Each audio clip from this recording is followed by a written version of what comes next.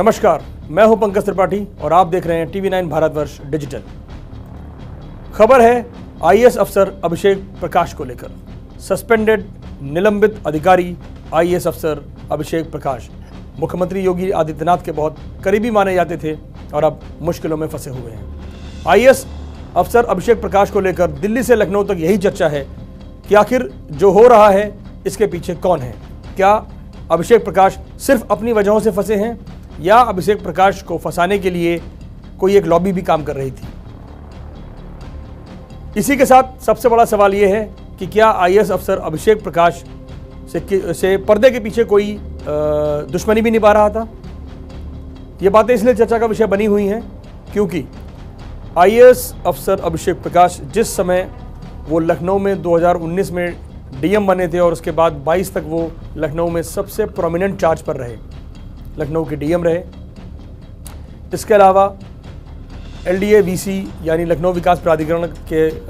Vice chairman का charge भी उनके पास था। ये दोनों ऐसी पोस्ट थी कि आप एक तरीके से अगर हम इसे आम आदमी की भाषा में कहें तो पूरा लखनऊ उनकी प्रशासनिक रूप से उनकी मुट्ठी में था, प्रशासनिक रूप से भी और राजस्व के रूप से भी, क्योंकि एलडीए के तहत विकास प्राधिकरण की जितनी भी ज़मीनें हैं एलडीए की वो सारी आती हैं। और बताने वाले ये बताते हैं, कुछ सूत्र हैं जो बताते हैं, दावा करते हैं कि आईएएस अभिषेक प्रकाश 2019 से 22 के बीच में अभिषेक प्रकाश ने कई ऐसी महत्वपूर्ण डीलों में सीधे सीधे या तो भूमिका निभाई या उनके लोगों ने भूमिका निभाई। तो आखिर इस उनके भूमिका निभाने का जो आरोप लग रहा है या जो दावा किया जा रहा है उसमें दुश्मनी की बात कहाँ से आ गई। तो देखिए, दुश्मनी की बात ऐसे है कि बताया जाता है कि अभिषेक प्रकाश, चूँकि जब कोई राजा होता है उस राजा का जो सबसे करीबी होता है, तो अगर आप राजा के बहुत करीबी हैं तो ज़रूरी नहीं है कि आप अगर बहुत ताकतवर हैं तो आपके कोई दुश्मन नहीं है। माना जाता है कि आप जितनी ज़्यादा ताकतवर हैं या जितने ज़्यादा ताकतवर इंसान के साथ हैं तो उस ताकतवर इंसान के आसपास के जुड़े हुए जितने भी लोग होते हैं वो सब आपको बहुत ज़्यादा पसंद नहीं करते, और ख़ासतौर से तब जब आप जब आप खुद ताकतवर हैं और अपने से नीचे वालों को या अपने बराबर वालों को आप इग्नोर करते हैं। बताने वाले बताते हैं, सूत्रों का दावा है कि आईएएस अफसर अभिषेक प्रकाश जिस समय लखनऊ के डीएम थे, मुख्यमंत्री के करीबी रहे, एलडीए के वीसी रहे, उस दौरान बहुत सारे ऐसे अधिकारी थे ब्यूरोक्रेसी में जिन्होंने अभिषेक प्रकाश की जो लोग बैचमेट थे या उन्हें जानने वाले थे या उनके कुछ सीनियर्स थे, उन्होंने अभिषेक प्रकाश से यूँ कहें कि कहीं कुछ इन्वेस्टमेंट के लिए या यूँ कहें कि कहीं कुछ ज़मीनों के अलॉटमेंट के लिए वाजिब तरीके से मदद करने की उनका फेवर चाहने की कोशिश की। लेकिन बताते हैं कि अभिषेक प्रकाश ने किसी की नहीं सुनी। यहाँ तक कि ये भी कहा जाता है कि जिस समय लखनऊ के वो डीएम थे, उन्होंने जो हथियारों के लाइसेंस बनाए जाते हैं उनमें भी अपने तमाम कुछ सीनियर्स, कुछ अपने जूनियर्स और कुछ अपने जो समकक्ष लोग थे उनकी भी नहीं सुनी। बताते हैं कि इन्हीं चीज़ों को लेकर अभिषेक प्रकाश लगातार जो है उनका जो बिहेवियर था वो अपने बाकी लोगों के प्रति, क्योंकि उनको लग रहा था कि मैं अब इस समय मुख्यमंत्री का बहुत करीबी हूँ, मुख्यमंत्री का बहुत विश्वास है, और उसके बाद 19 से लगातार 24 तक वो एक जिसे कहते हैं कि भरोसे की सीढ़ियाँ चढ़ते चले गए और मुख्यमंत्री ने उन्हें इन्वेस्ट यूपी का सीईओ बना दिया।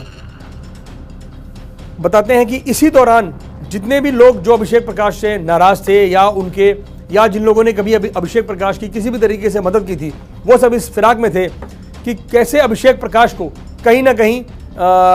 उन्हें उनकी जगह बताने की ज़रूरत है, उन्हें ये बताने की ज़रूरत है कि आप अकेले ही सब कुछ नहीं हैं। देखिए, इसी दौरान ये खबर आई कि अभिषेक प्रकाश किसी एक बड़ी डील में उलझे हुए हैं और सूत्रों का दावा है कि अभिषेक प्रकाश के खिलाफ जो जांच चल रही है सोलर कंपनी के 5% के रिश्वत के आरोपों पर,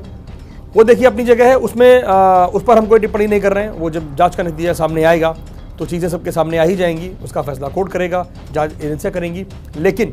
लोग बताते हैं कि अभिषेक प्रकाश के खिलाफ ये जो चीज़ें हुई हैं उसमें जो उनसे नाराज़ अधिकारी थे उन्होंने शिकायतकर्ता को एक रास्ता बताया कि अगर आप इस रास्ते पर जाएंगे तो फिर आपकी सुनी जाएगी, अदरवाइज़ अभिषेक प्रकाश बहुत मजबूत पोजीशन में है, उन्हें किसी मुश्किल में डालना आसान नहीं होगा। तो यानी कि समझा जा सकता है कि आखिर अभिषेक प्रकाश ने 2019 से लेकर 2022 लखनऊ में जिस समय वो डीएम से लेकर एलडीए वीसी तक थे, उस दौरान उन्होंने कुछ ऐसी चीज़ें की, कुछ अपने लोगों को नाराज़ किया, कुछ अपने सीनियर्स को नाराज़ किया, कुछ अपने जूनियर्स को और समकक्ष लोगों को नाराज़ किया, जिसका नतीजा संभव था उन्हें